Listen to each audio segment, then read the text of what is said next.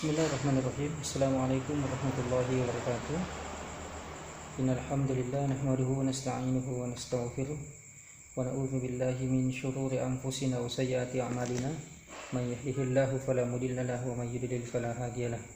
Wa asyhadu an la ilaha illallah wahdahu la syarika lah wa asyhadu anna Muhammadan 'abduhu wa rasuluh sallallahu alaihi wa ala alihi wa ashabihi wa man tabi'ahum bi ihsanin ila yaumiddin. Wasallaman tasliman katsira amma ba'd. Raditu billahi rabba wa bil islami dina wa bi Muhammadin nabiyya wa rasulah. Segala puji hanya bagi Allah Subhanahu wa taala, sesembahan yang tidak dapat disembah kecuali atas dirinya, yang merajai seluruh muka bumi, pencipta dari segala yang tercipta, dan menjadikan manusia sebagai makhluk yang paling sempurna. Dan tentu di dalam Al-Quran kita yakini bahwasanya Allah berfirman, wala khalaqtul jinna wal insa illa liya'budun, dan tidak akan aku ciptakan jin dan manusia, kata Allah Subhanahu wa taala, kecuali untuk menyembah kepadaku. Dan semoga dengan seriusnya kita belajar tentang ilmu-ilmu peternakan, yang salah satu di dalamnya adalah pengantar ilmu ekonomi peternakan, Allah menghitungnya sebagai salah satu pahala yang insyaallah ta'ala akan diganjar dengan kebaikan-kebaikan. Dan akumulasi daripada itu semua, kita berdoa kepada Allah Subhanahu wa taala, mudah-mudahan kita semua dirahmati oleh Allah Subhanahu wa taala dengan surga yang kebahagiaannya tidak ada yang menafikan. Salam dan taslim kepada Nabi Muhammad sallallahu alaihi wasallam, nabi yang diutus oleh Allah Subhanahu wa taala untuk diteladani oleh seluruh umat manusia. Pada kesempatan ini, saya Muhammad Irwan, SPT MSI, selaku dosen program studi peternakan Fakultas Sains dan Teknologi Universitas Muhammadiyah Sideng Kekrapang, dan juga bertindak sebagai ketua program studi peternakan, akan memaparkan salah satu materi tentang pertumbuhan ekonomi dan pembangunan, yang mana ini merupakan bagian daripada pembelajaran atau perkuliahan di lingkungan program studi peternakan Universitas Muhammadiyah Sideng Kekrapang. Kalau kita berbicara tentang ekonomi, maka tentu konsep ekonomi ini tidak bisa dipisahkan dengan kehidupan manusia. Kalau kita lihat definisinya, beberapa referensi mengatakan bahwasanya ekonomi itu merupakan salah satu ilmu sosial yang mempelajari aktivitas manusia yang berhubungan dengan produksi, distribusi, dan konsumsi barang maupun jasa, yang secara etimologi itu terbagi atas dua kata, yakni oikos dan nomos. Oikos yang berarti rumah tangga dan nomos yang berarti aturan. Maka tentu kalau kita berbicara tentang ekonomi, maka kita akan berbicara tentang keteraturan di dalam aspek keuangan dan yang berafiliasi dengannya. Jadi kalau kita berbicara ekonomi seperti itu. Kemudian ekonomi tidak serta-merta membahas segala sesuatu yang besar, tetapi juga membahas segala bentuk yang kecil, mulai dari keluarga hingga kepada pemerintahan. Pada kesempatan ini saya akan membahas tentang bagaimana sih sebetulnya pertumbuhan ekonomi dan pembangunan itu. Dan insya Allah kita akan sajikan nanti juga irisan daripada itu semua dalam paradigma peternakan. Adik-adik sekalian,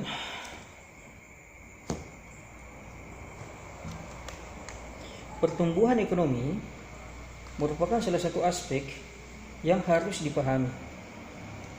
Harus dipahami.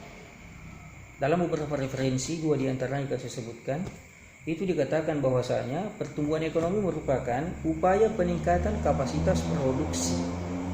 Jadi kalau kita berbicara tentang kapasitas produksi, maka tentu kita berbicara tentang yang tadinya satu produksi menjadi 2, menjadi 3, menjadi 10, menjadi 100, atau bahkan kelipatannya. Untuk apa? Untuk mencapai output atau untuk mencapai penambahan output yang diukur menggunakan produk domestik bruto atau PDB maupun produk domestik regional atau PDRB dalam suatu wilayah. Jadi ini merupakan indikator, ya. Sering kita melihat bahwasanya ya indikator pembangunan atau pertumbuhan ekonomi itu salah satunya dilihat dari aspek PDB-nya itu sendiri. Kemudian dalam referensi yang kedua itu dikatakan bahwasanya pertumbuhan ekonomi adalah proses kenaikan output. Jadi kalau kita berbicara output, tentu kita berbicara proses. Kalau kita berbicara proses, tentu kita berbicara tentang apa yang diproses. Apa yang diproses di sini adalah kalau bentuknya barang, maka bahan mentah. Misalnya kalau dalam bidang peternakan, apa yang diproses? Ya daging, ya susu, ya kulit.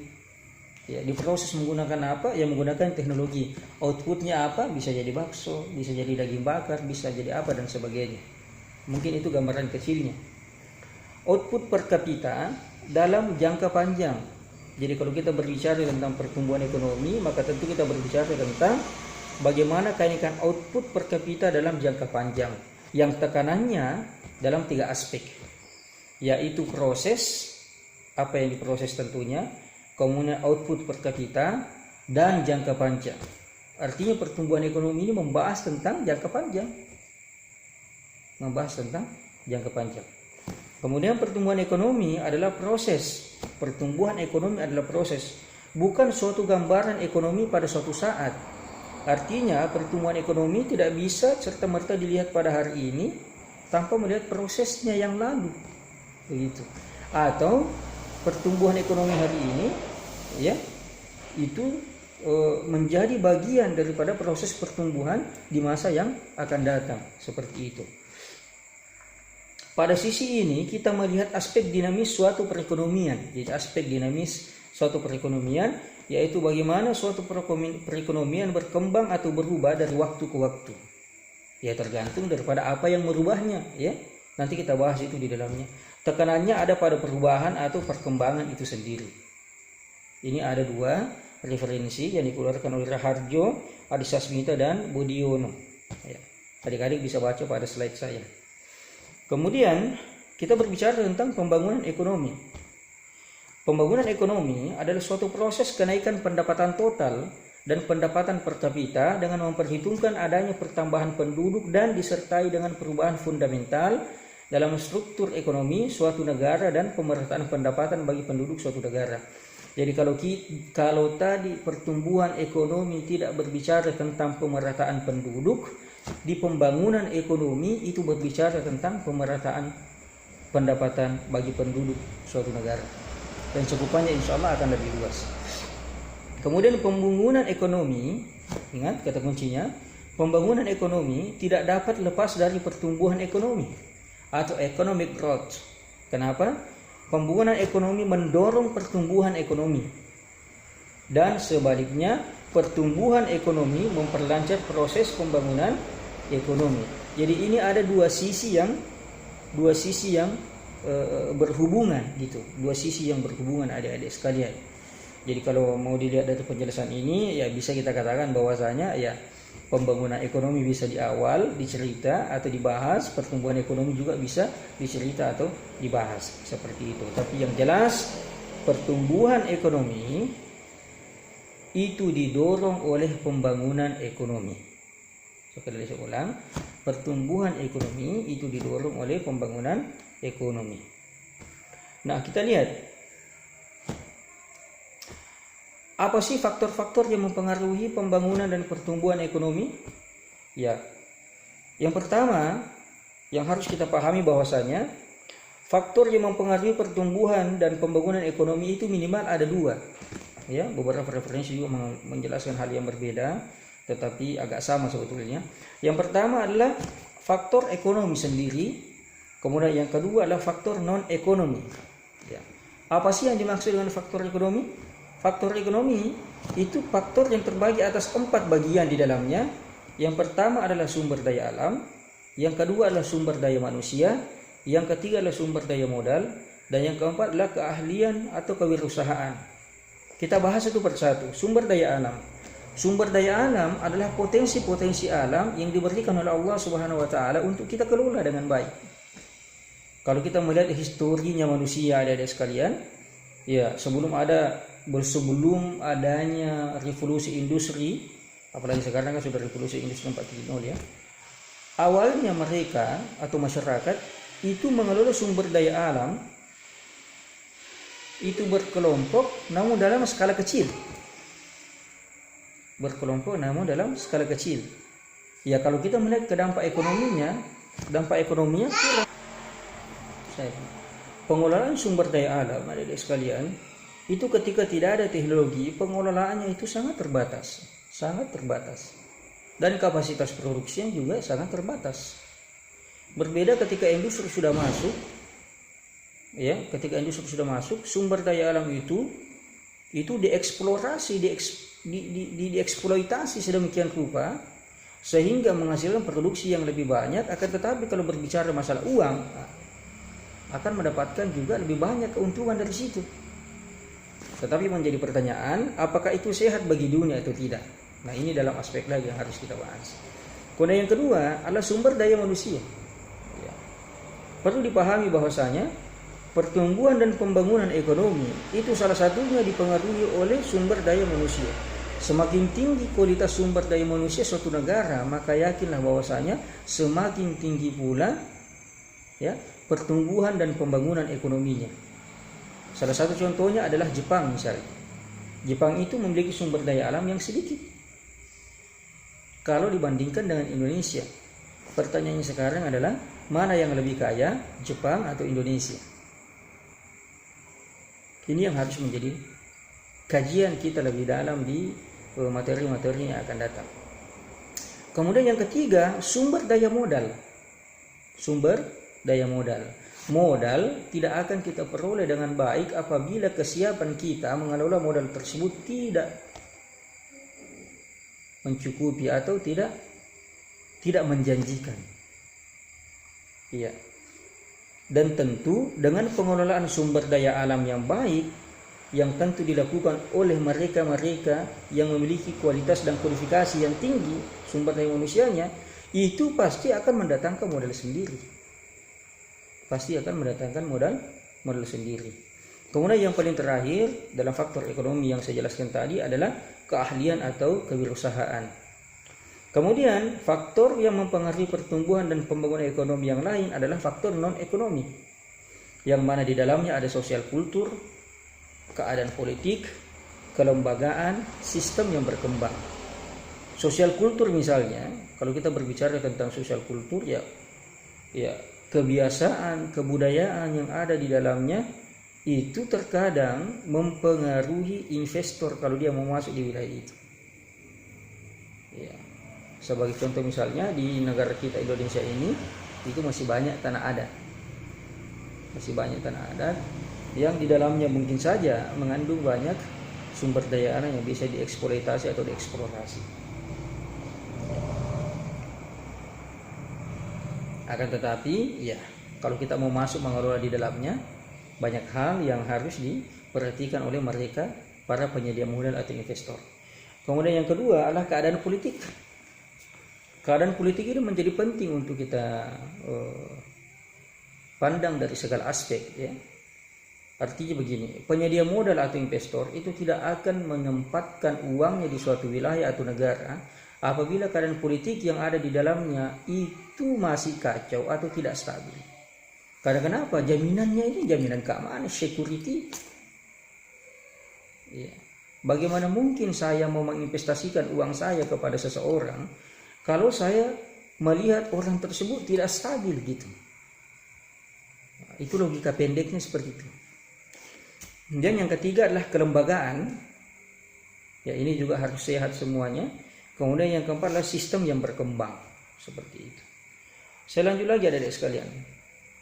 Perbedaan antara pertumbuhan dan pembangunan ekonomi. Karena ini untuk mata kuliahnya adalah pengantar ilmu ekonomi, makanya kita tidak terlalu mendalam. Itu minimal ada 6 perbedaan. Yang pertama, kita lihat pertumbuhan ekonomi mengatakan bahwasanya pertumbuhan ekonomi merupakan proses naiknya produk per kapita dalam jangka panjang. Itu pertumbuhan ekonomi. Sedangkan di pembangunan ekonomi merupakan proses perubahan yang terus-menerus menuju perbaikan termasuk usaha meningkatkan produk per kapita. Artinya apa? Ketika produk ekonomi berbicara jangka panjang, pembangunan ekonomi itu berbicara step by step. Ya. Berapa pertumbuhan ekonominya Indonesia? Artinya kalau kita berbicara seperti itu, maka tentu kita berbicara tentang proses. Ya. Proses. Usaha sama dengan hasil. Hasil inilah yang menjadi pertumbuhan ekonomi. Adapun pembangunan ekonominya ya bagaimana dia tidak mengenal skala waktu lah. Mungkin seperti itu pembangunan ekonomi. Kemudian yang kedua, pertumbuhan ekonomi mengatakan tidak memperhatikan pemerataan pendapatan. Ini kalau pertumbuhan ekonomi. Sedangkan pembangunan ekonomi itu berbicara tentang bagaimana pemerataan pendapatan, termasuk pemerataan pembangunan dan hasil-hasilnya. Kemudian yang ketiga, pertumbuhan ekonomi mengatakan tidak memperhatikan pertambahan penduduk, sedangkan pembangunan ekonomi membicarakan atau memperhatikan pertambahan penduduk. Kemudian yang keempat, belum tentu dapat meningkatkan taraf hidup masyarakat. Ini kata pertumbuhan ekonomi. Tetapi kalau pembangunan ekonomi yang sifatnya harus merata, dia meningkatkan taraf hidup masyarakat. Kemudian yang kelima, pertumbuhan ekonomi belum tentu disertai dengan pembangunan ekonomi. Tetapi pembangunan ekonomi mengatakan pembangunan ekonomi selalu dibarengi dengan pertumbuhan ekonomi. Kemudian yang keenam, setiap input dapat menghasilkan output yang lebih. Kemudian pembangunan ekonomi mengatakan setiap input selain menghasilkan output yang lebih, banyak juga terjadi perubahan-perubahan kelembagaan dan pengetahuan teknik. Sederhananya mungkin begini. Pertumbuhan dan pembangunan ekonomi itu adalah dua sisi yang berbeda, tetapi mereka memiliki hubungan satu sama lain. Ketika orang berbicara tentang pembangunan ekonomi, maka tentu di dalamnya ada pertumbuhan ekonomi. Ya kan? Ketika orang berbicara tentang pertumbuhan ekonomi, ya, di dalamnya memang tidak ada berbicara tentang pembangunan ekonomi, tetapi output yang dihasilkan itu menerjemahkan, ya, sedikit menerjemahkan tentang pembangunan ekonomi itu sendiri. Ya, mungkin bisa ada mahasiswa prodi peternakan UMS Rapang bisa mencari referensi yang lebih lengkap seperti itu. Kemudian dampak pembangunan ekonomi itu melalui pembangunan ekonomi, pelaksanaan kegiatan perekonomian akan berjalan lebih lancar dan mampu mempercepat proses pertumbuhan ekonomi. Dampak pembangunan ekonomi itu sendiri. Kemudian adanya pembangunan ekonomi dimungkinkan terciptanya lapangan pekerjaan yang dibutuhkan oleh masyarakat. Dengan demikian akan mengurangi pengangguran. Pembangunan ekonomi di sini kan seperti infrastruktur, kemudian penyediaan pabrik dan sebagainya, ya, yang ujung-ujungnya menyerap tenaga kerja, ya, ujung-ujungnya juga pasti mengurangi pengangguran seperti itu. Namun perlu dipahami bahwasanya, ya, ketika pembangunan ekonomi itu dijalankan, ya, sebisa mungkin atau memang sewajibnya itu memperhatikan aspek-aspek lain, seperti halnya aspek-aspek lingkungan, ya, kemudian khususnya yang bertalian dengan industri, ya, teman-teman sekalian. Sekarang banyak sekali perusahaan yang tidak memperhatikan lingkungan. Nah, ini menjadi persoalan juga, ya. Ini juga menjadi persoalan. Kemudian terciptanya lapangan pekerjaan akibat adanya pembangunan ekonomi secara langsung bisa memperbaiki tingkat pendapatan nasional. Jadi akomodasinya itu mempengaruhi tingkat pendapatan nasional. Kemudian melalui pembangunan ekonomi dimungkinkan adanya perubahan struktur perekonomian dan struktur agraris menjadi struktur ekonomi industri, sehingga kegiatan ekonomi yang dilaksanakan oleh negara akan semakin beragam dan dinamis. Akan tetapi perlu diingat bahwasanya dengan banyaknya industri-industri yang berkembang di Indonesia, itu juga mengikis lahan-lahan pertanian, peternakan, perkebunan. Ini juga menjadi persoalan. Di satu sisi kita membutuhkan teknologi industri untuk meningkatkan kapasitas produksi, akan tetapi pada sisi lain lahan yang seyogyanya menjadi sumber bahan mentah untuk diproduksi itu berkurang karena adanya pembangunan industri dan pembangunan fisik lainnya. Ini merupakan dua hal yang harus dicermati. Oleh karena itu, ya, teknologi pertanian, teknologi peternakan, perkebunan, perikanan juga termasuk di dalamnya. Itu para pakar atau para peneliti sekarang banyak mengarahkan penelitiannya ke arah ke arah intensifikasi. Nah, intensifikasi yang mana 1 hektar misalnya yang dulunya hanya bisa menampung 1 ekor ternak, ya kalau bisa dengan teknologi pakan itu bisa 10 sampai 20 atau bahkan 30 ekor ternak seperti itu. Kemudian pembangunan ekonomi menuntut peningkatan kualitas sumber daya manusia. Karena sehingga dalam hal ini dimungkinkan ilmu pengetahuan dan teknologi akan berkembang dengan pesat. Tentu untuk mendukung proses pembangunan ekonomi, termasuk dalamnya pertumbuhan ekonomi, itu dibutuhkan pengetahuan dan teknologi yang tentu pasti berkembang secara pesat karena ini menjadi kebutuhan kita. Dengan demikian akan meningkatkan kesejahteraan masyarakat. Kemudian, apa dampak negatif pembangunan ekonomi? Adanya pembangunan ekonomi yang tidak terencana dengan baik mengakibatkan adanya kerusakan lingkungan hidup. Sama tadi yang saya jelaskan.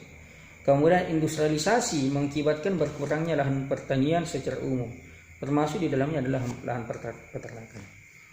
Adik-adik sekalian, para mahasiswa program studi peternakan Fakultas Sains dan Teknologi Universitas Muhammad Rapang, ya, pertumbuhan ekonomi, kemudian pembangunan ekonomi ini sebetulnya kalau kita mau lihat dari sisi peternakannya ya, itu banyak sekali yang bisa kita kaji di dalamnya. Saya kasih satu contoh saja, contoh konkret. Dulu ya, sebelum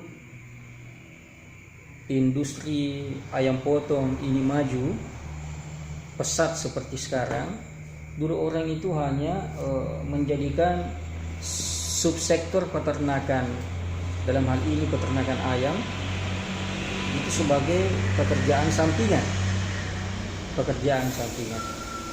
yang tentu tidak memberikan dampak yang besar terhadap minimal perekonomian rumah tangga.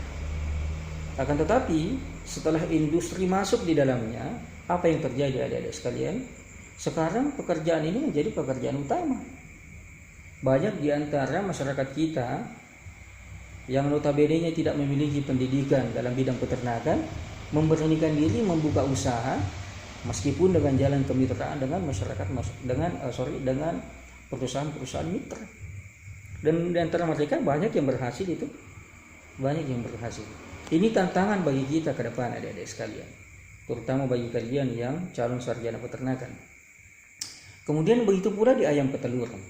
Saya ingat sekali salah satu motivasi yang diberikan oleh Bob Sadino rahimahullahu ta'ala, semoga Allah merahmatinya karena beliau sudah meninggal.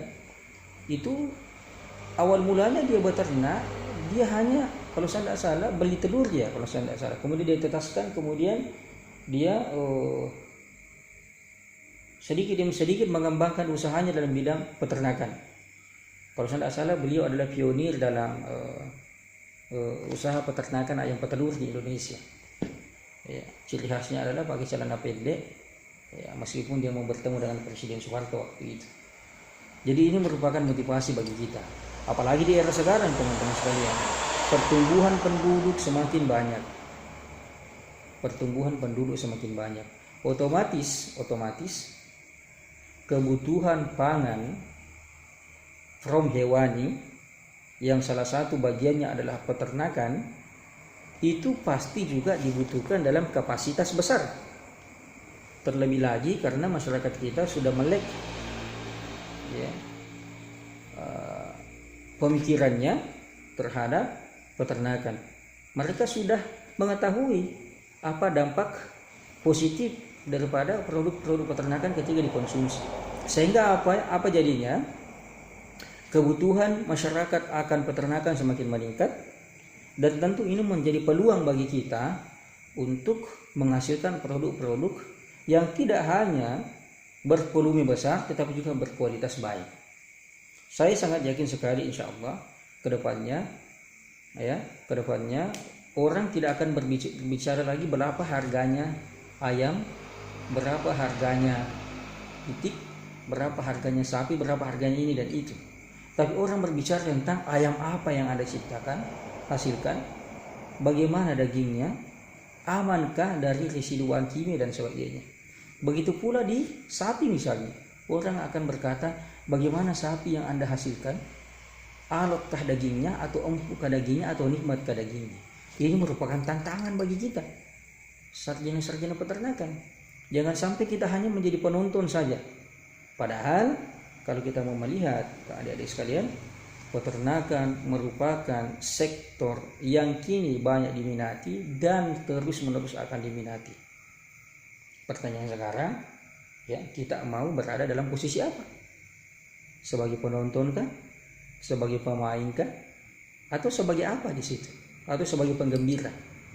Dalam perspektif pertumbuhan ekonomi dan pembangunan ekonomi, ketika peternakan maju pesat, otomatis dia akan mempengaruhi pendapatan negara. Pendapatan negara itu juga dipengaruhi oleh pendapatan masyarakat. Kalau peternakan menyentuh aspek-aspek yang kecil di masyarakat, maka tentu peternakan menjadi bagian pertumbuhan dan pembangunan ekonomi Indonesia yang lebih baik. Saya motivasi kalian semua. Alhamdulillah kita masih bertahan dengan mahasiswa 26 orang, dan insya Allah ini akan menjadi alumni pertama yang memberikan nuansa yang baru bagi Universitas Muhammadiyah Sidratul Rahman. Saya bangga dengan kalian semua, adik-adik sekalian, yang terus mau belajar dengan baik, dan tentu kita harus berusaha lebih giat lagi supaya kampus kita menjadi kampus besar. Mungkin inilah yang bisa saya sampaikan pada materi ini. Kemudian ditambah dengan sedikit motivasi. Terlepas dari kesalahan yang saya lakukan, saya meminta maaf. Kalau ada kebaikan itu datangnya dari Allah Subhanahu wa taala. Kalaupun ada keburukan itu datangnya dari diri saya sebagai manusia biasa. Terima kasih adik-adik sekalian. Sampai ketemu lagi dalam materi yang lain pada mata kuliah pengantar ilmu ekonomi peternakan. Syukran, jazakumullah khair. Subhanakallahumma bihamdika asyhadu an la ilaha illa anta astaghfiruka wa atubu ilaik. Wassalamualaikum warahmatullahi wabarakatuh.